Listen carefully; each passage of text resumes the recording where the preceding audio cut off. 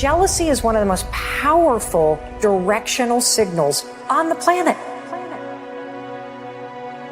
Because you're only jealous of people that are doing things or have things that you actually want. It's impossible to be fake jealous. Whatever you're jealous of is hitting something deeply personal. Fucking pay attention to it. Instead of stewing in it, go, oh, flip it.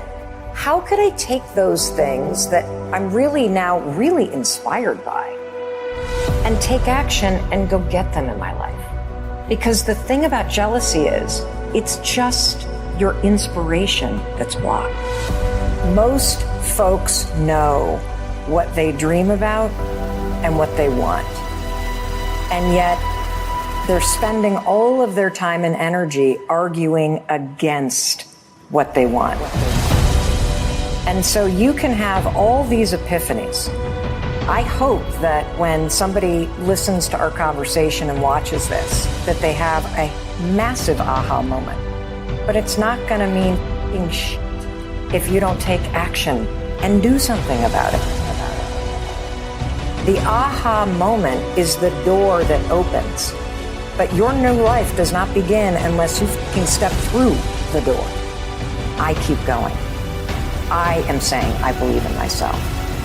Tearing yourself down over the shit that you've done, it's not going to empower you to change the patterns that are keeping you stuck.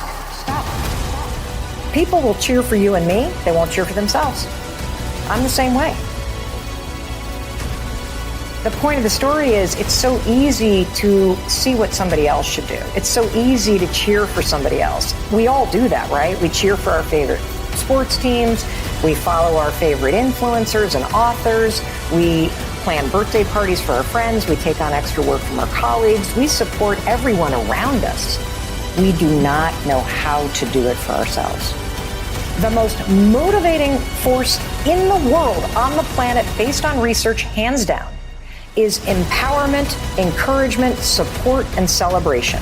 And for our entire lives, we have outsourced that to somebody else.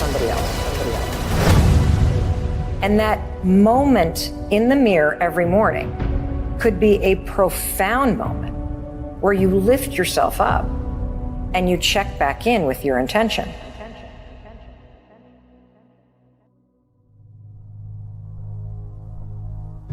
What I've discovered that is heartbreaking is the average person cannot celebrate themselves. I'm going to ask everybody who's watching this to tomorrow morning stand in front of the mirror. We're going to unpack this whole thing and try to high five yourself. You can't raise your hand to your own reflection without now grounding yourself in the moment.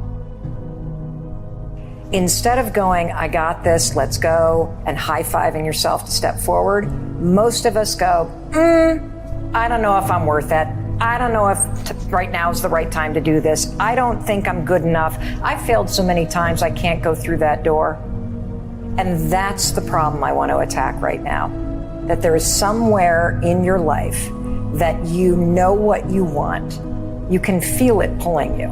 And you are actively arguing against it. You're bringing yourself down. You're beating yourself out.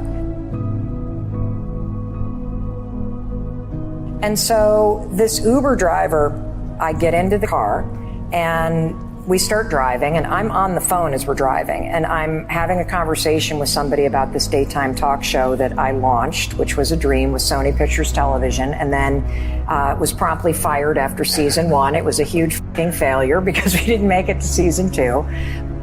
Huge failure in real world terms. Massive success when it comes to the timeline of my life. And so I'm talking to this person about the talk show. I hang up the phone and this Uber driver comes alive. He's like, oh my gosh, I can't believe you're in my cab. And I'm like, why? And he says, because I want to talk to you about something. I think you can help me. And I'm like, great, how can I help you? And he says, I have a dream of being a Oscar-winning actor and creating opportunities for other Black and Latino men to do the same in acting. And I'm like, freaking fantastic. What the f*** are you doing in Dallas? Right? You know, the guy's 25. And so I go, you know, the game is in New York and LA. I mean, sure, you can act, you can write stuff, you can be here in Dallas, but why are you not in LA? Why are you not in New York? And he's like, you're right. I need to move to LA. I'm like, why not? And he says, I have $700 in my bank account. And I'm like, that's freaking fantastic. You have $700 in a car? Dude, drop me off and get driving. What are you waiting for? And so we have this whole conversation, and I write about it in this book, where I am actively arguing for his dream, and he is actively arguing against his dream. And what is so sad is throughout this conversation, Tom, he's like, you're right.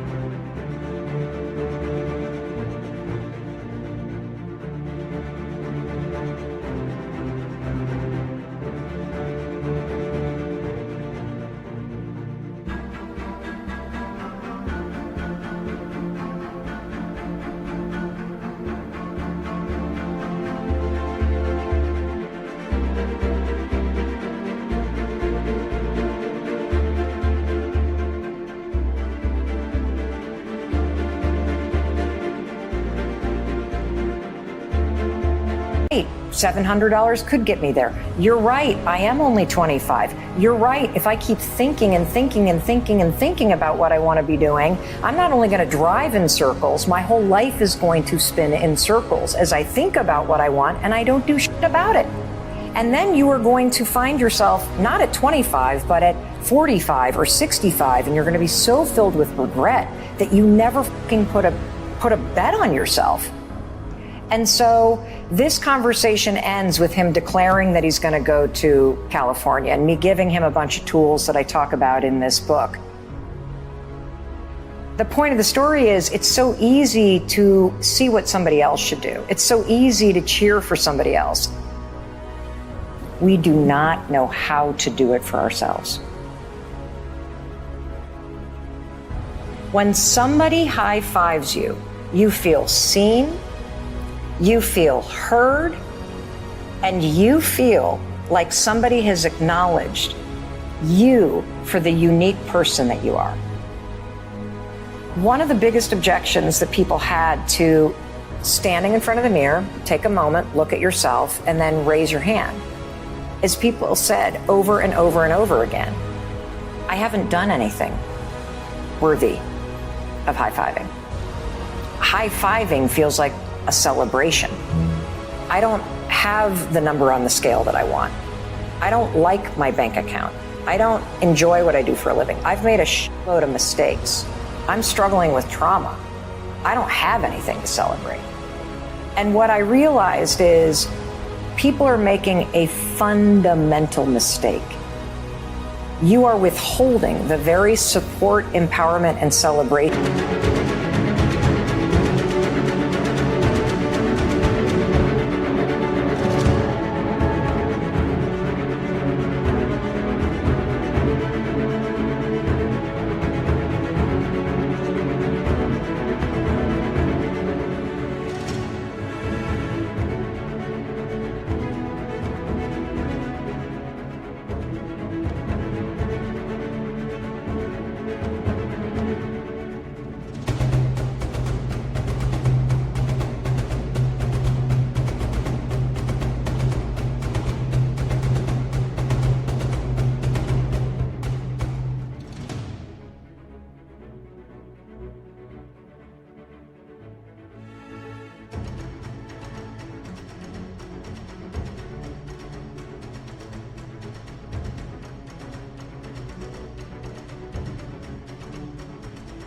That you need to change and to do the hard work and to face the things that you're scared of. And that's why you're not changing. Because if you can't stand in front of the mirror and raise your hand and high-five yourself just because you got your ass out of bed and you're breathing, you will never get what you want in life. Is the negative shit you're saying and the support that you're withholding helping you feel better? If it's not, try this. Try celebrating yourself 5 days in a row. Literally, try starting your day by waking up and raising your hand and high-fiving yourself in the mirror just because you're breathing. So if you just are like, I'm doing the best I can, that's pretty empowering if you think about it. Or I can learn from this. Or this is temporary. I'll be okay. Those sorts of things are little ways to high-five your mind instead of, again, going low. You got a choice. Do you take yourself down or do you lift yourself up? That's where it begins. It begins with you. It begins with you. It begins with you.